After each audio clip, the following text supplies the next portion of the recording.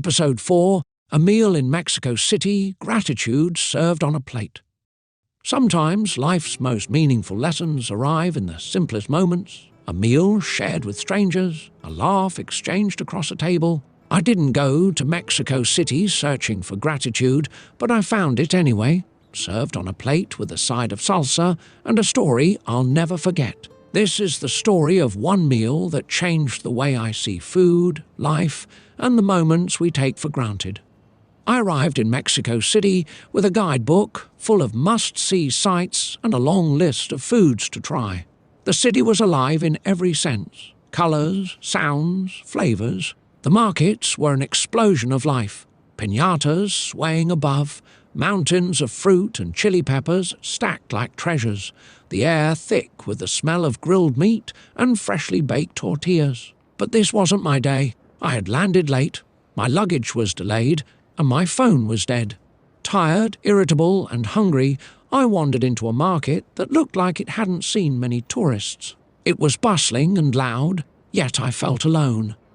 That's when I heard it, the unmistakable sound of sizzling meat. I followed my nose to a small, crowded food stall, run by an older woman with hands that moved with the speed of someone who had done this 1,000 times before. She pressed masa into perfect tortillas, flipped them on a griddle, and filled them with tender meat, onions, and fresh cilantro. I hesitated, unsure if I should stay. The plastic stools were occupied by locals chatting animatedly in Spanish, their plates heaped with food. But then the woman looked up, wiped her hands on her apron, and gestured to a stool at the corner of the stall. Her eyes were kind and unwavering. I sat down. She handed me a plate without asking what I wanted. 3 tacos, simple, beautiful, and perfect. The tortilla was soft and warm, the meat rich with spices. She smiled and said something in Spanish that I didn't understand, but the intention was clear: eat. I took a bite, and it was like the world stopped. I had never tasted anything so vibrant, so alive. The salsa was fiery, the lime bright, the meat tender and smoky. It wasn't just food, it was an experience. My frustration, my exhaustion, they melted away with every bite. As I ate, I began to notice the people around me. Across the counter sat a man with weathered hands who nodded approvingly at my plate. To my left, a family of 4 passed plates back and forth, laughing as the youngest spilled salsa on her dress. It was chaos and beauty all at once. And then something surprising happened. The man across from me spoke. "Primera vez aquí?" he asked. "First time here?" I nodded, struggling to find the words. "Sí, primera vez." He smiled. "Buen provecho. Here, food is family." He pointed to the woman behind the counter. "She's Doña Rosa. She's been here longer than anyone remembers. Her food makes people come together." I looked back at Doña Rosa, her hands still moving with purpose, her face lit up with a quiet pride. And that's when it hit me. This wasn't just a meal. It was a moment, a simple moment of connection, of humanity. I had been so wrapped up in my bad day that I almost missed it. When was the last time I'd felt this gratitude for something so small, so fleeting? A warm meal, a welcoming smile, a moment shared with strangers who felt like family for no reason at all. I looked at the man across the counter and said, "Gracias." He smiled again. "De nada, amigo. That's the way it is here. We share what we have, and we give thanks."